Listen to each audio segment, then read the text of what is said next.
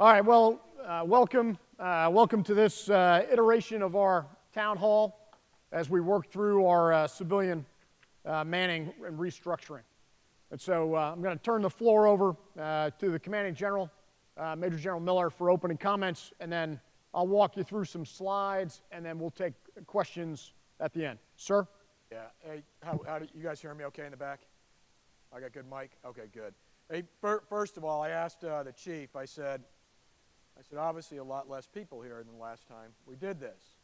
And he said, well, the word on the street is that some people are going, oh, it's just going to be the same old thing, and why bother? That's your choice, okay? That is your choice. But what our commitment to you was, one, we'd update you on where we are in the process as we look at, what can be termed as nothing other than workforce anxiety because of a shrinking Army. So we'll talk a little bit about that. And our goal is always get facts on the table and try to answer your questions. I saw, for instance, I saw my first set of questions, and I'm not trying to deter you from asking those questions, but it's why did you not hire in my directorate, but you hired in another directorate? That was a question for the CG. Let me just tell you where we are. I mean, in case you're not understanding where the Army is. The Army is making hard choices every single day. Every single day. You look at what General Milley said. He said he's committed to readiness. So make no mistake, readiness means he wants to be able to fight tonight, if required. Not just fight tonight, but fight and win. So he's committed to readiness. He's talked about care of our soldiers, our civilians, our families. And then he's talked about modernization, which is the future. Now the problem is, how do you balance all those? How do you balance all those in understanding that, when times are plentiful, there's less stress, less anxiety. There's always some, but there's less. And when it's resource constrained, now all of a sudden it gets a little bit more difficult. So I put that out there. And again, for those that didn't show up today, please take the notes back to them. And if they have any questions, they're still able to, ask us any questions as we go forward. As we're working our way through this, it's a process that, quite frankly, is new to me. New to me, it's complicated, and you're trying to understand how do you shape a civilian workforce to make sure you put the right person, the best person in the right place, so you're able then to get after the chief's goals, which are readiness, care of our families, our soldiers, our civilians, and of course getting ready for the future. And you're trying to work your way through this. I look around the world, and I'm actually saying, we talk about our complex world we live in. Our workforce is complex too.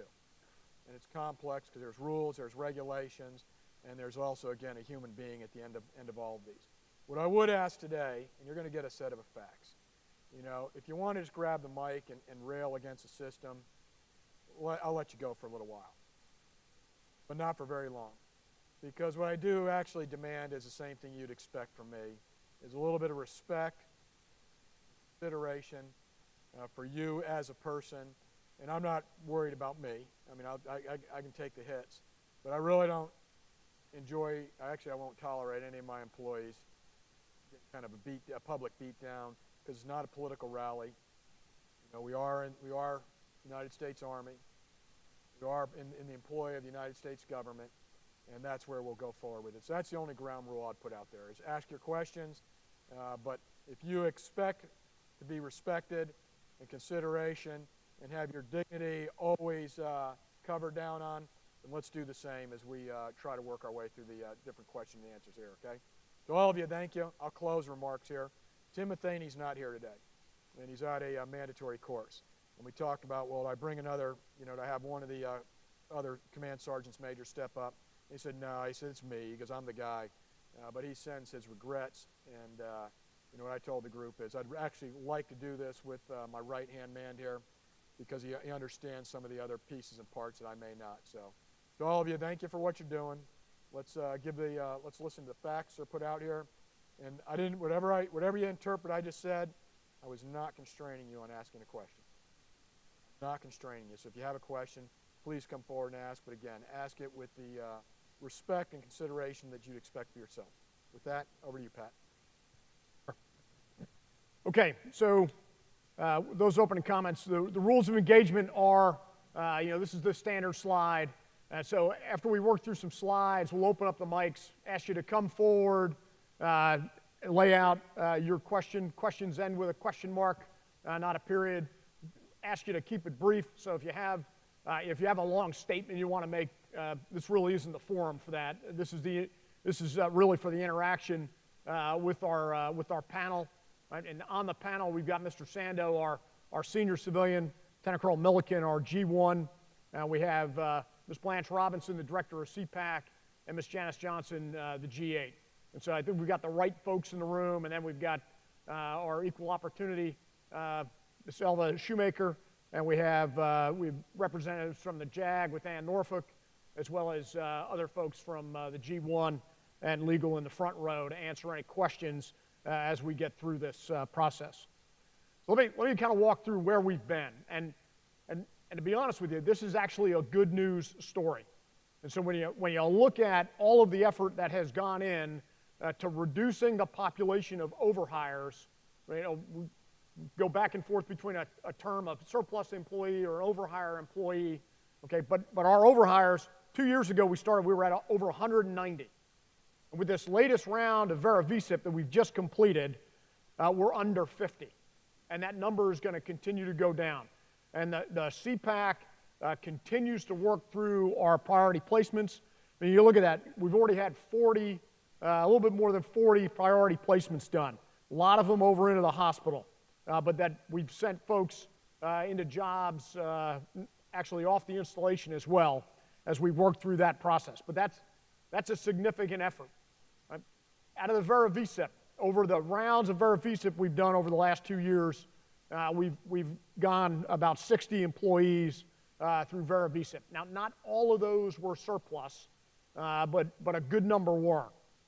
And so we keep working through that piece. And I'll talk about the way forward in the next slide when we talk about will we have another round of Vera VSIP, et cetera. All right, and then, again, you can see the numbers there for the placements and granted, it has been disruptive as we've placed our overhire employee population into valid jobs. We're going through the process of re-engineering positions as well to ensure that we can place as many surplus as we can. And again, we continue this process and it will go on. Okay, and I've talked the Vera VSIP piece. But again, what I want you to take from this slide is that the management is committed to preserving as many federal employees as we possibly can. And so while the reduction in force request is still out there in the Pentagon, as we continue to work that number down, there'll be a decision sometime in the future if we get permission to do a RIF, even if we want to do that at that point, given the numbers we're going to be at. So no decision right now on the RIF package. It's still in the Pentagon. All right. Again, as that process works, we continue to work in parallel to minimize the impact of a RIF if forced to do so. All right. We are in dialogue with managers at echelon across the installation to see where we can downgrade positions, make them developmental, restructure where it makes sense to get surplus employees into those positions. And we continue to work through that. We continue to work with managers where they have an opportunity to hire a surplus employee, they do so. And so that's, and we're doing more of that. All right, so again, as we look at the next round of placements, CPAC is doing the analysis of where we're at, and we have not decided if we're going to do another round of placements or not. And so we've got to see where we are hiring-wise, see where we are with priority placement, and then make that determination based on the number of personnel that we could move into valid positions. And so we're going to continue to monitor that and see if we're going to do a third round, because we fully understand how disruptive that is, not only for the individuals who are moved, but for those organizations that either give up an employee or get an employee in. Where we're looking at, the good news too is where we are now with the level of civilian personnel is we're below the 100% level, which is good, because that then gives us the ability now at 95% to go out and do hiring actions. And so now we're able to hire. And so as we go through the process now of prioritizing those jobs, we can now hire a certain number of personnel. And those hiring decisions no longer have to be TRADOC approved. They're approved here at the MCoE.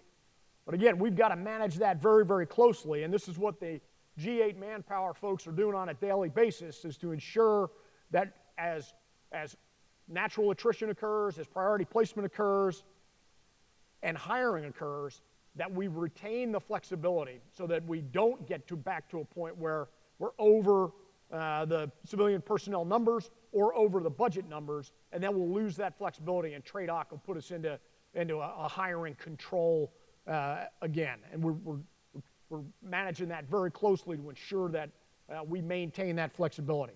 And that helps all the managers in the room as we look at critical positions to hire. It doesn't mean that we're going to hire every position, because we've got to maintain that hiring level, that manning level, to where we've got that capability. And so we've prioritized those jobs. We just went forward with 16 hiring actions about now three weeks ago over to CPAC to hire. And we're looking now at the remainder of those positions, and as the G8 and the CPAC folks do the analysis to see where we gain additional room to make additional hiring decisions. And so we'll continue to work through that. Vera VSIP. It is, we retain, the capability to run another Vera VSIP this FY if we think it gives us anything. And to be honest with you, in discussions with the panel up here, when you look at Vera VSIP and where we've been over the past few years, it really looks like Vera VSIP has run its course. We have seen a trajectory that is steadily downward in folks applying for Vera VSIP. And so not sure that gives us any more capability, but again, that is a tool that we retain if we think that'll give us an additional group of overhired employees to have a way to move off the rolls with dignity and some compensation. All right, so that's where we're going. Again, waiting on a RIF decision in Congress. We're going to continue priority placement. We've had good success there. We're going to continue to look at the viability of another round of placements, and we'll study if we think we've got a positive impact to run another Vera VSIP. And then we got to look through that as the fiscal year runs on. Okay, we've moved all of our data now onto this SharePoint site. And so it's internal. It's on our side of the CAC web, the CAC portal, and so this is where all this data now resides. With that, we'll begin the salvo of questions. No questions? Okay, let's wrap this up. This is the interactive part, and so we'd encourage you to come forward. Again, we've had a series of questions emailed in, all right? And so the panel is ready to discuss. Yes, ma'am.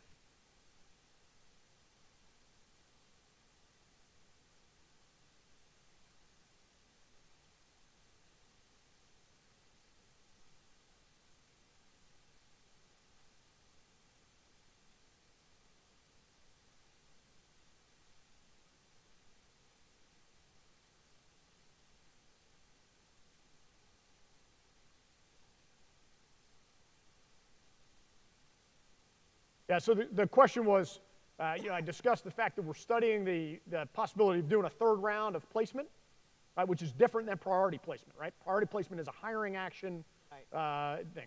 The placements are where we take our overhired population and move those into valid positions. And so we turn that over, Blanche. That's going to depend primarily on the number of vacancies that we have. What we try to do is we try to wait until we have a significant number of vacancies to place those surplus employees into them, because the process is so disruptive.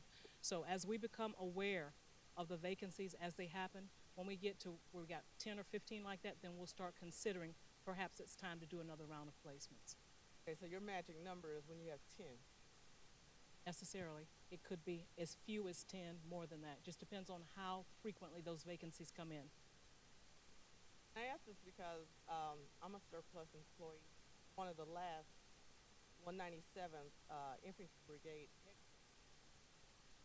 So my position is gone. However, I know there is a position over in the G1, GS9 position, and I would like to know what's the chances of me getting that job? I don't know. It depends on where you fall on the retention register. So while that may seem like it matches you right now, it just depends on where you sit on the retention register. That next vacancy, the GS9 that you're referring to, it could be you, it could be someone who sits immediately above you. For my grade, title, and series. I've done the So that means when research. we do it again, you'll be in the crew. Thanks, ma'am. You know, one of the questions that got emailed in was in reference to future civilian manpower cuts. Right? And so what we've been given down from TRADOC takes us all the way through FY17. So we don't, barring some significant change in the Army, we don't see any additional civilian cuts of the TRADOC workforce here at Fort Benning, at least until FY18. And when I say that, I mean, you know, no decisions have been made at hire about FY18 manning. But again, we're working through FY16 and 17 with what we think is a pretty full knowledge that no additional civilian cuts are coming on the TRADOC side. Any other questions off the group that we want to address as we prime the pump here? I've got a couple here. I'll just address two, and then I'll let the rest of them. One of the questions was how many visa Vera applications were received and approved by 16. As you guys know, the 20th of November was the closing date, was the submission date for the last round, and we got a total of 19 that were submitted. So how many have been approved? Because that information has to go back up to headquarters TRADOC. Another one of the questions was, when will TRADOC vacant positions be competitively announced again on USA Jobs for merit promotion opportunities? Now, we've been putting the vacancy announcements out there all along, so that's something that has never stopped.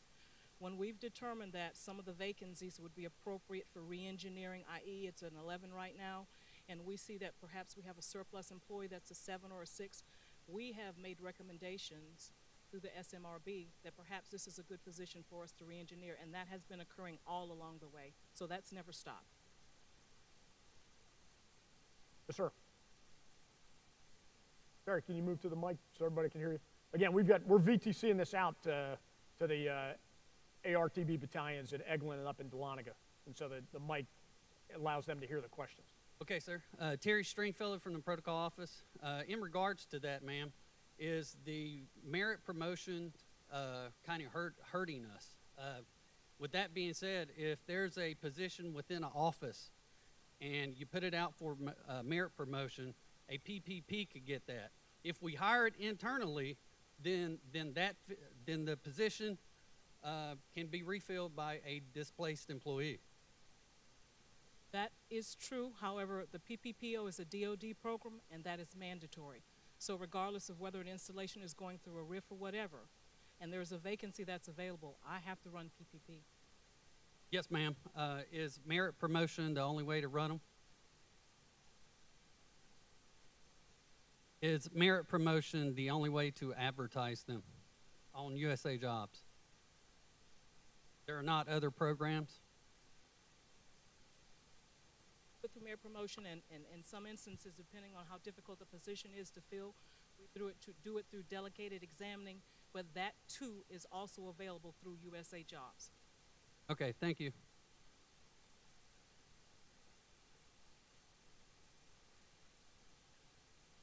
Chief, there was a couple of questions for the G8 that we were provided, and one of them was how many people are left that need to be moved, and I think you've already answered that. It's less than 50 overhires that are still left. After we do this next round of Vera VSIP, we'll determine how many we actually have left. There was another question about does TRADOC still have a hiring freeze for all vacant positions? We have not been under a hiring freeze for a few years now. What we've had in place was hiring controls. And the chief just described the process that we have to look at every vacancy and give him a recommended hiring strategy with the priority of looking at placement of surplus either directly or indirectly through a competitive hiring. So you know, even though the hiring process may be slow because we have these controls in place to take care of you, the civilian workforce, we still have hiring authority here at Fort Benning, and we continue to hire. There's no hiring freeze.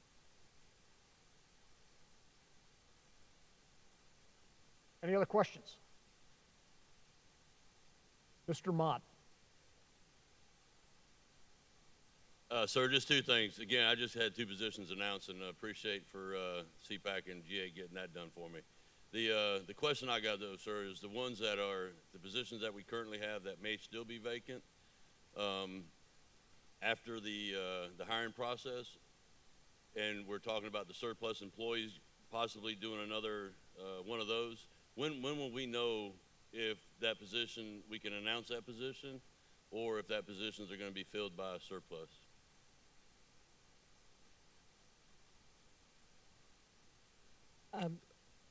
The work group, we have a civilian personnel work group that looks at all the hiring actions.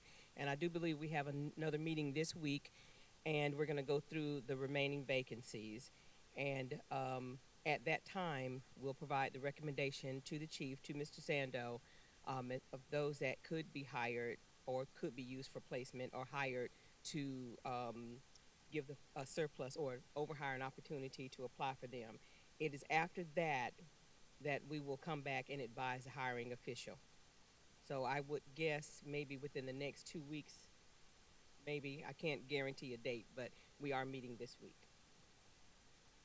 That answer the question, Russ?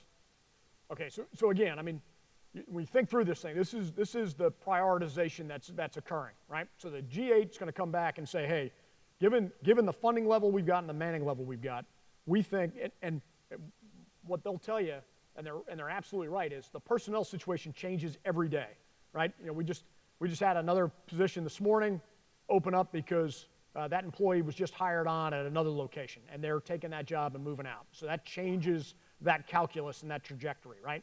And so they come back in and they say, hey, we think we've got room to hire another 5 positions. And all of the requiring activities have funneled up their requests to the deputy commandants, the deputy seated director, et cetera. And we all sit down and rack and stack those open positions. Again, this last group that we went through where we decided, GA came and said, hey, you can afford to hire 16 positions. We racked and stacked 34 requests, right? And we drew that line between 16 and 17, right? So there's still 17 to 34, so there's another public math, there's 17 positions left, right, that are still out there. As changes occur, more and more positions get added to that. And then it's the same drill. We'll come back in and say, hey, given the current status, we now think we can hire 11. Okay, let's take that 1 through N list of positions. Let's you know, do the wrestling match and figure out where those priorities are, and then we draw that line and say, okay, these are the positions we can hire. All right, so that's a constant churn that the G8 manpower folks are doing. Right, and they're doing it very well. And again, a very, very complex task in an ever-changing environment when you look at the current manning. Okay, sir, we had another question up here. Yes, sir. My question is, if there is a RIF, is it just for the people that's the overage, or is it for everybody for the MCoE? It's for everybody, but I'll let Blanche comment on that. That's absolutely correct. What we've been doing over the last couple of iterations of placements, we've been taking those employees that have been determined to be overhire and placing those employees in vacancies, period. So there was no bump and retreating, which are the RIF rules. So if we are actually approved and it's determined that we will have a RIF here, everyone will play, regardless if you were placed in second iteration first or you never move. It'll be for all MCoE assets. And again, the important part here is, as we look at it, we've requested the RIF. We requested it back when we had over 100 overhires. We're now under 50.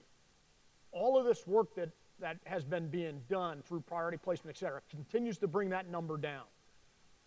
If we get approval of RIF, and there needs to be a decision at that point is, do we use that tool?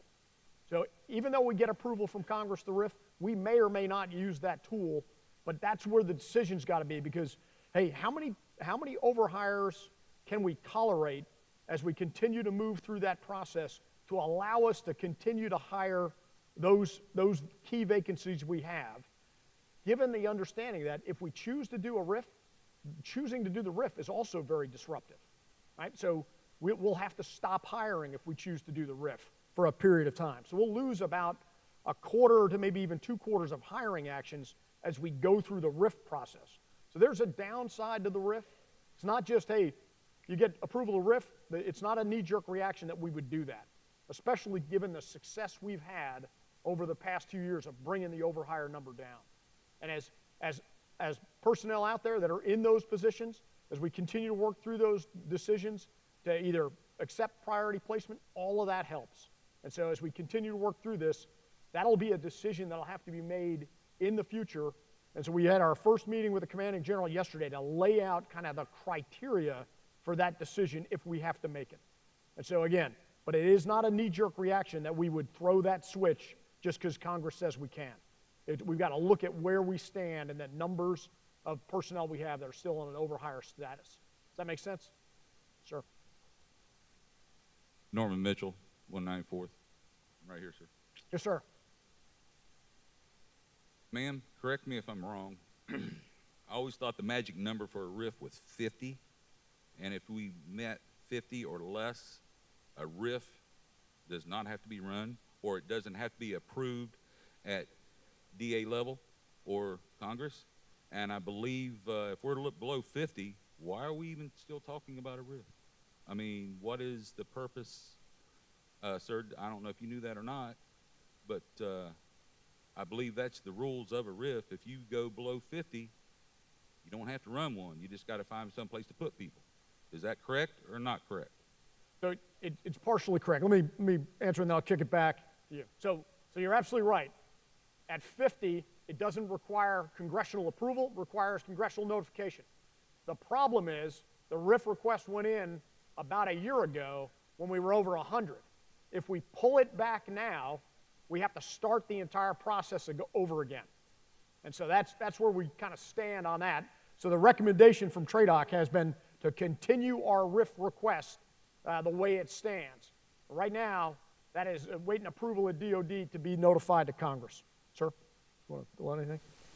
Norman, the chief's right. So we asked for approval. The approval process, I mean, at this point, has taken over a year. So, you know, when we looked at our situation a year ago, we looked at all the tools that were available to us, and we've used them. The great work by the commanders and the staff to get the number of overhires reduced is great. But it would be ill-advised to take that option away from the commander at this point. Started a process a year ago. We'll see that they may or may not approve it.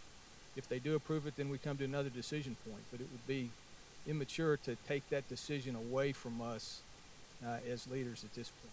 Likelihood of using it continues to go down. The impact of it, if we do it, continues to go down. But we can't make that decision right now not to do it. The process keeps going. And again, we continue to attack along all those lines of effort.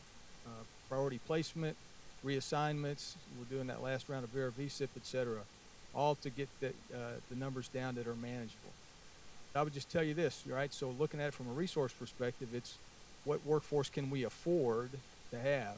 The corollary to that is making sure that the workforce we have is the best trained and best equipped to be successful. All right, so we're working on all those fronts, and I'll talk about that toward the end. Right, there is that magic number of 50, congressional notification versus approval, but that's bureaucracy. That doesn't matter. RIF is a tool. We ask for approval to use it, but we haven't decided to use it, and that option open. Any other questions? Yes, ma'am. Linda Duncan from G8. Sir, in the past years when people left, whether it was Bureau Visa, retirement, or whatever, in some instances, organizations were not allowed to hire. And in some instances, we got people in different, all over the MCoE, developmental, just like we suggested, and we want everybody to be hired and not go out of the gate. But how do we work with leadership to determine that the workload that's left with less people, but the workload is not decreasing. So we just ask that, you know, we really look at that because that is an issue with the workload is tremendous. But we have developmental people, we have vacancies, but that workload is still there. And so it puts stress on the managers, on the supervisors, and even on the employees from being pushed because we still have to get that workload out. So I would just ask, you know, leadership to just look at that from our perspective because, you know, it is tremendous workload that people still expect us to maintain what we were doing when we had more senior people on staff and more people in the seats. Johnson, you want to comment on that at all? No? Okay. Now, Linda, we fully understand that. And, you know, as we work through all that, I mean, it is very difficult because we know that the workload does not go away just because people go away. And so it is the reality of it as best we can. And it's up to all of our managers and leaders at echelon to go through and to ensure that, you know, workloads are properly distributed. We've got manageable and, you know, reasonable work goals out there as we work through this. And in reality, there comes a time where some things cannot be done, right? And we've just got to make those decisions. And really, that's what our senior managers have to do. And so, understandable because the stress is palpable out there in the workforce, both on the military side and on the civilian side. And so we're working through that, I think, in every shop across the installation. Yes, sir. How you doing? CJ Baker, 316 Cab Brigade. My question is in regards to the positions that you're looking at that possibly making them developmental positions to place surplus employees. Will those positions be open to all? Are they going to be open higher? My concern is that maybe somebody that is at, let's say you're taking 11, you're making a developmental 9 to fit a surplus 9, maybe that another 9 that's on the installation doesn't qualify at the 11, but they qualify at the 9, and that's a potential promotion and potential there. So kind of would seem a little unfair if a surplus got placed in there with promotion potential that somebody else probably could have qualified for also. Well, I think I heard most of what you said, but let me just say this to you. When we do that, that's a competitive action. Okay, that's what I So was it's not like we're just putting the 7 in there and promising that person a target 9 or 11. That's under competition. It'll be advertised as a vacancy. They have to apply, and then if they're selected, then it's been a competitive action. Yeah, So in what I that was just instance, wondering it's if it's okay.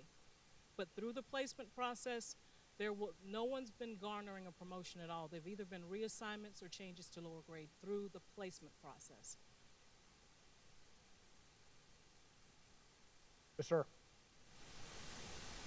Yes, sir. My name is John McMahon. I'm the Director of Training. So to key off what you said about the whole workload issue, so within my office, we're instructors.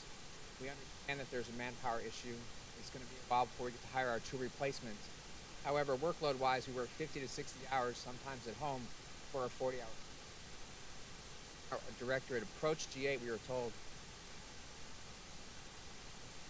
you must take it out of the unit budget despite the fact there's funds put it.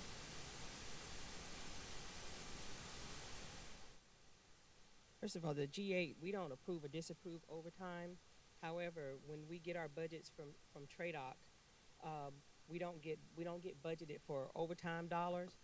So initially going into the fiscal year, this is the guidance that we tell you that if you work overtime, that it does have to come out of your budget.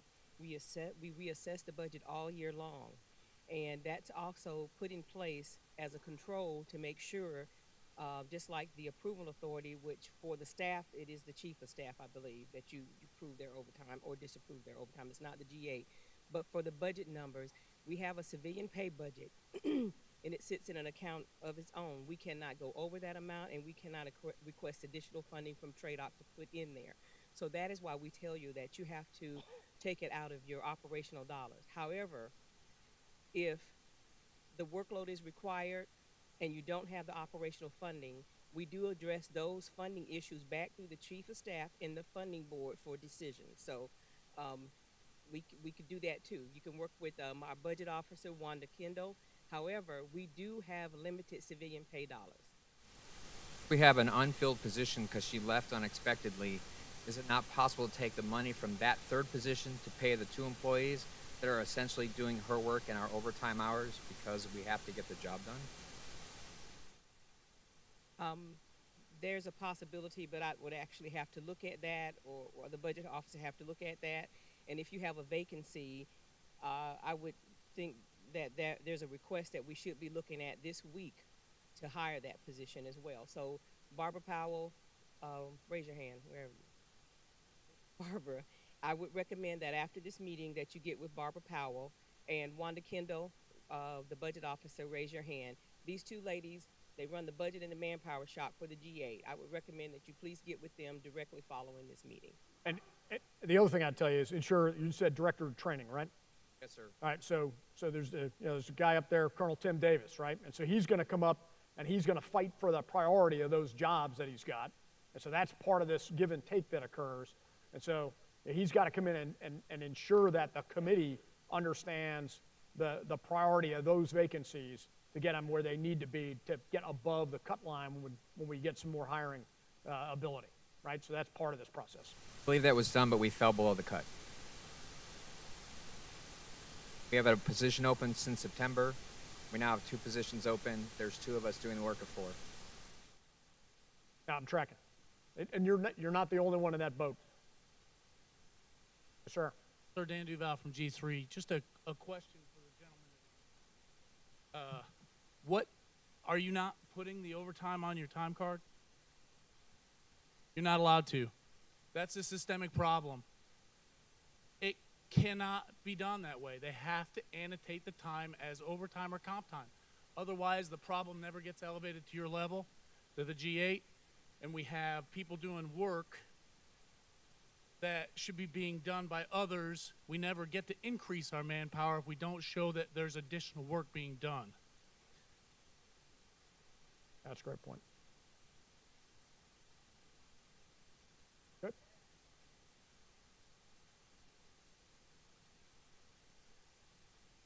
Yeah, no, I'm tracking. I hear you. Any other questions?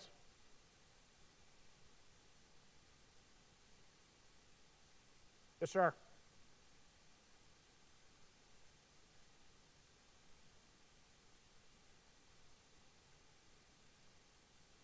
Mark Fair from the NCO Academy.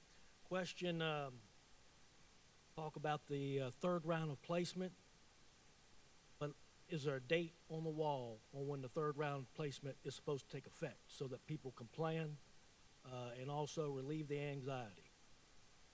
No, we don't. It's not time-based. And so if we were to sit here and say, hey, we're going to do a 3rd round of placements at the end of January, I'd be lying to you. Because again, it's like Ms. Robinson laid out, it's determined by that ever-changing personnel pool that we've got. And so when we see the number of vacancies that we could place folks into, get to a suitable number, we would then execute that. Because every time we do a placement, it is disruptive. It's disruptive to the organizations, and that's why we've only done 2, and they've both been pretty large scale, right? First one we did was over 50 placements. The second one was in the mid-20s, right? So we're not at that level right now that we could place folks, and we're not going to execute that until we get to a large enough population. Does that make that true? Make sense? Does that make sense? And so I don't know when that's going to occur, if it will occur. And so that's why it's this constant assessment as we go through this process to understand where we are personnel-wise. Roger, understand, sir. But having said that, you have a specific number that you're going to target. Okay, we can go ahead and do a placement at this time, or are we going to wait until you analyze all 50? There really is no specific number. Okay, but when we determine that the number of vacancies going to appropriately match a large number of surplus employees, then we'll make that decision to move forward.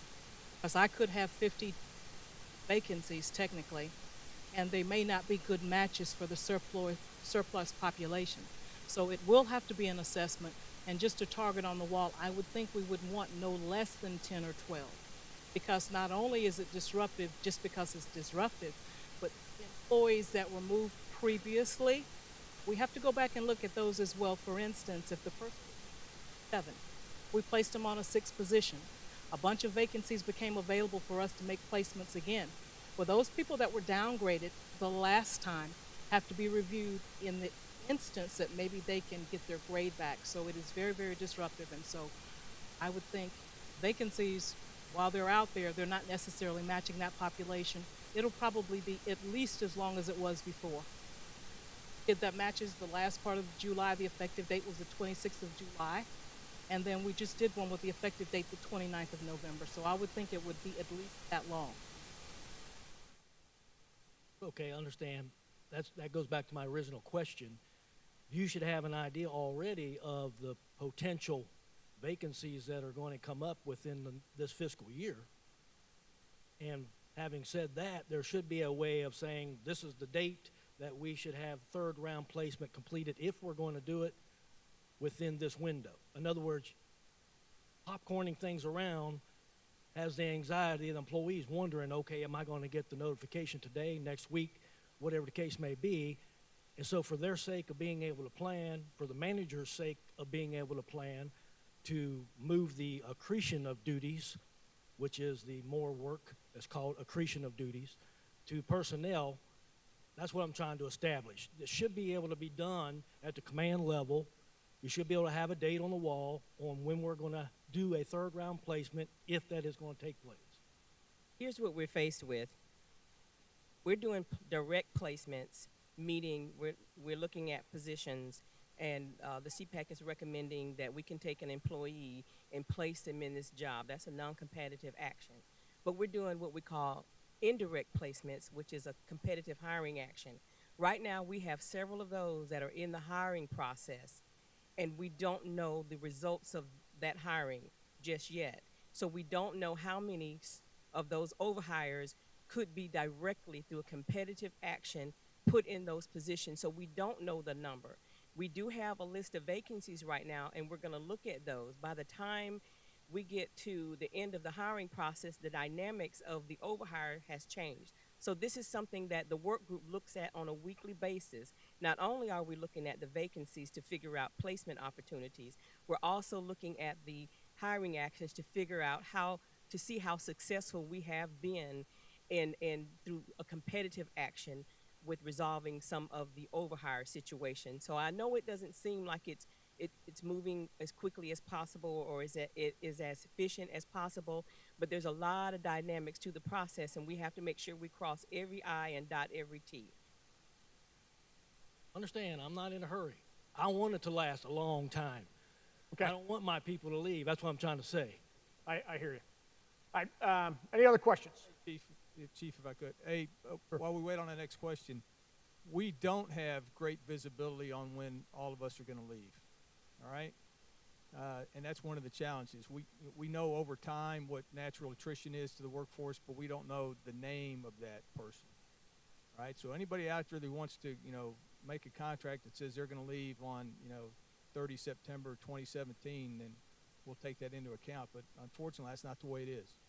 Right, so we don't have great visibility on the attrition, natural attrition, and others of the workforce.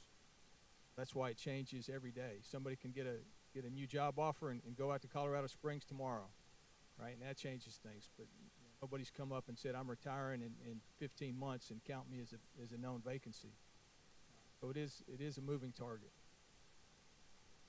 Okay, Jay Brown from the G3. Just wanted some clarification on something you said about the placement. We were given 2 employees. One was a downgrade. And you said if a 7 position comes available, someone who was a 7 who had signed a placement agreement to go to a 6 is going to be considered for potential future 7 positions. That, from a management perspective, we never had visibility. So we just received a new employee, and that employee could be jerked out and replaced with another employee in the future. Is that what you said? Oh. This process, as you know, it's iterative in nature. So because of where an employee sits on the retention register, they're afforded certain placement rights and entitlements. So that means if I pick up an employee And at this particular point in time, the only position I have available to put that employee in, again, qualified as a GS6. That's what happens during this iteration. But because of where he or she sits on that retention register, if a better position offer becomes available, I cannot permit that employee to stay in the 6, because let's just say I have another 6. So that person lost nothing because of when he or she was placed. So that is absolutely correct. Every iteration of placements that we do, we will be going back and to look at everyone who's received the change to lower grade to see if they can be made whole again. That is mandated. That's part of the process because of the retention register. Just from manager perspective, that's the first time that we've heard that a placed employee can be reconsidered and moved again. So we're going through the process of training someone who'd been indirectly matched, and then that will stop, and we potentially. Right, Jay, that's why when we talk about doing these placements, it is disruptive, right? And that's what they're laying out to you, that this is a disruptive process from the get-go. That's why we want to minimize it, that we know as best we can the impacts of placing employees, right? It's important to do. We've got to make sure we minimize the disruption of the force. And again, just one other point is, if we've taken a GS7 and done a change to lower grade, that employee loses no money, right? That employee is continued to be paid at the GS7 rate while they're positioned in that G6 or in that GS6, and then at the 2-year mark, they get pay protection, paid retention, right? So although the rank, if you will, of the job goes lower, that individual person loses no money. Okay, sir. Good morning, sir. Panel. I'm Gary Rhodes. I'm with 129. I was left by 197. We're still in the same situation. EA slots that have positions for us, but our position was dropped off of the unit's TDA. A lot of shuffling around, a lot of moving. So there hasn't been a bump, but my question is, two-part. One, if we're actually PPP, do we put that application that we're trying to get another job recognized as PPP? Put the shuffling around. The personnel that's not being shuffled, what's the go ahead for that? In terms of the priority placement program, if what you're asking me is, as you continue to apply for positions, can you check the little box that says that you're in a RIF situation? Yes, ma'am. Cannot. And that is because you do not have a RIF notice. Registered in the priority placement program right now is because the Chief of Staff determined all of you all to allow you to register in the PPP early should a RIF occur. What my staff and I did is we conducted what's called a mock RIF. Just at that point in time, which has been almost a year ago now, what would happen if we really ran? Those people that were identified and invited to come and to register in the priority placement program, those people, number one, who would have either been terminated or would have received a change to a lower grade. So that's why you're currently registered, but you do not have a RIF notice. So you cannot check that block when you're applying for other positions to say, yes, I'm in a RIF situation, because you really are not. You do not have a notice. That would have been a requirement. You would have had to have a notice in your hand.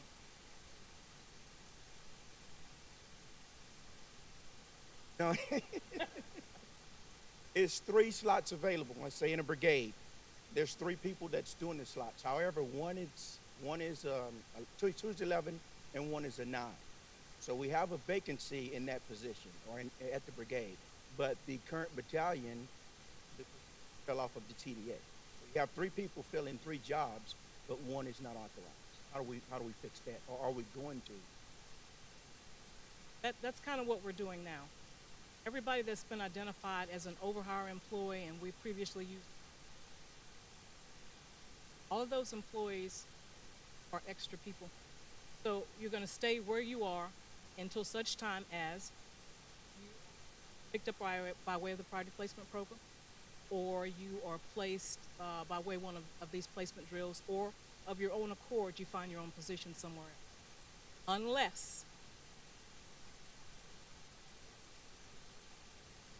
subsequently management here Thank you.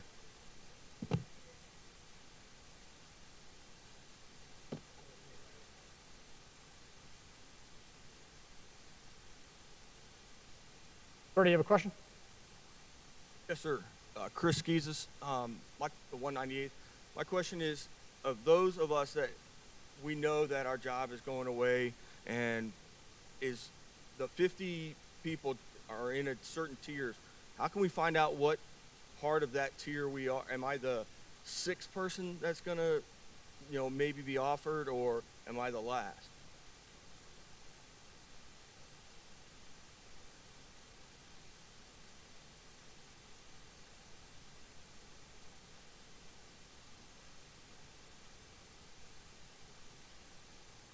In a priority placement program, but are they made aware of where they actually sit on the retention register when they're coming in?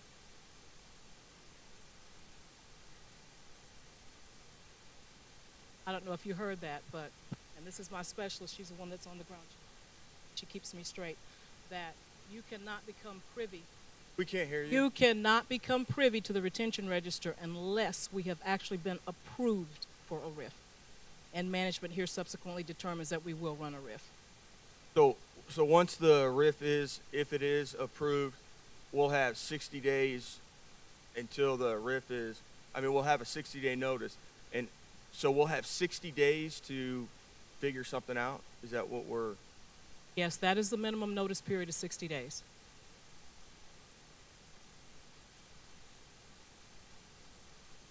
Any other questions? Any closing comments from the member of the panel before I turn it over to Mr. Sando? Okay. Thanks for your participation. Sir.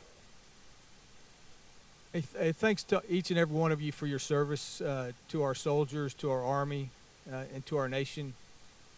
Many of you are in your 2nd or 3rd careers of service, and so we certainly appreciate that. Lots of dynamics involved. From the staff perspective, do we have the resources to hire the right people and put them in the right jobs?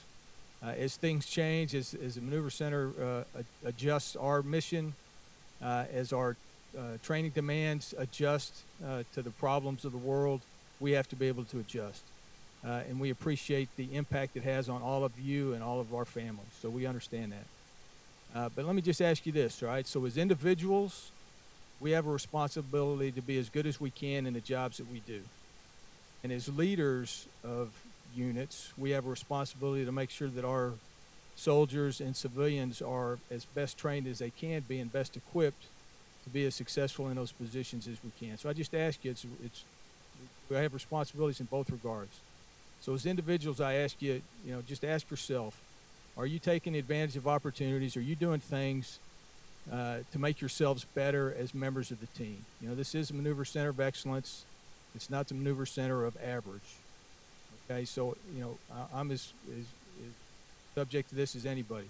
Get better at our jobs individually. And as leaders, it's our responsibility to make sure that we know what the priorities are, how do we allocate resources, and how do we build our teams to be as successful as they can be. That's hard right now, because, the people that talked about 2 people doing the work of 4. It's never easy to send people to school. All right, but it's always good to send people to school.